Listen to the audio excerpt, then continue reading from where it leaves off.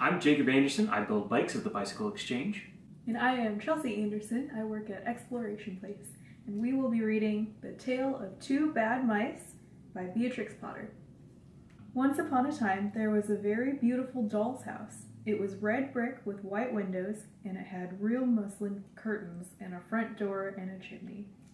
It belonged to two dolls called Lucinda and Jane. And at least it belonged to Lucinda, but she never ordered meals. Jane was the cook, but she never did any cooking because the dinner had been brought ready-made in a box full of shavings. There were 2 red lobsters and a ham, a fish, a pudding, and some pears and oranges. They would not come off the plates, but they were extremely beautiful. One morning, Lucinda and Jane had gone out for a drive in the doll's perambulator. There was no one in the nursery, and it was very quiet. Presently, there was a little scuffling, scratching noise in a corner near the fireplace, where there was a hole under the skirting board. Tom Thumb put out his head for a moment, and then popped it back in again. Tom Thumb was a mouse. A minute afterwards, Hunca Munca, his wife, put her head out too, and when she saw that there was no one in the nursery, she ventured out on the oilcloth under the coal box. The doll's house stood at the other side of the fireplace. Tom Thumb and Hunca Munca went cautiously across the hearth rug. They pushed through the front door. It was not fast. Tom Thumb and Hunca Munca went upstairs and peeped into the dining room. Then they squeaked with joy. Such a lovely dinner was laid out upon the table. There were tin spoons and lead knives and forks and 2 dolly chairs, all so convenient. Tom Thumb set to work at once to carve the ham. It was a beautiful, shiny yellow streaked with red. The knife crumpled up and hurt him. He put his finger in his mouth. "It is not boiled enough. It's hard. You have a try, Hunca Munca." Hunca Munca stood up in her chair and chopped at the ham with another lead knife. "It's as hard as the hams at the cheesemonger's," said Hunca Munca. The ham broke off the plate with a jerk and rolled under the table. "Let it alone," said Tom Thumb. "Give me some fish, Hunca Munca." Hunca Munca tried every tin spoon in turn. The fish was glued to the dish. Then Tom Thumb lost his temper. He put the ham in the middle of the floor and hit it with the tongs and with the shovel. Bang, bang, smash, smash.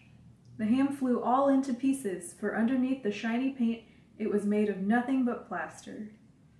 Then there was no end to the rage and disappointment of Tom Thumb and Hunca Munca.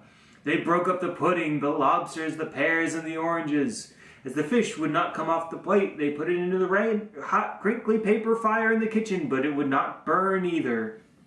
Tom Thumb went up the kitchen chimney and looked out at the top. There was no soot. While Tom Thumb was up the chimney, Hunca Munca had another disappointment.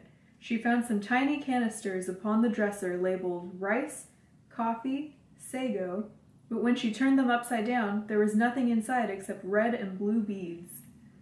Then those mice set to work to do all the mischief they could, especially Tom Thumb.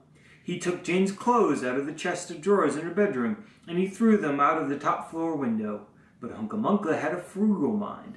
After pulling half the feathers out of Lucinda's bolster, she remembered that she herself was in want of a feather bed.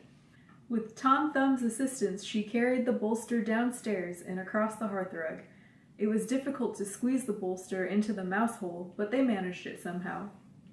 Then Hunca Munca went back and fetched a chair, a bookcase, a birdcage, and several small odds and ends. The bookcase and the birdcage refused to go into the mouse hole. Hunca Munca left them behind the coal box and went to fetch a cradle. Hunca Munca was just returning with another chair when suddenly there was a noise of talking outside upon the landing. The mice rushed back to their hole, and the dolls came into the nursery. What a sight met the eyes of Jane and Lucinda!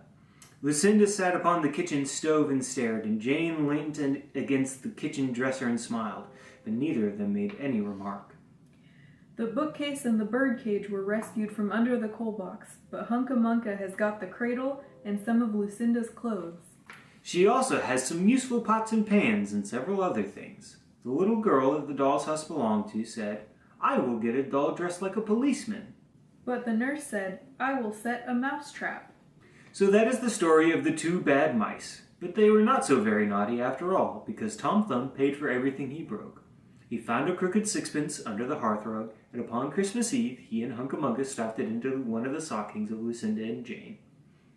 And very early every morning, before anybody is awake, Hunca Munca comes with her dustpan and her broom to sweep the Jollies' house. The end.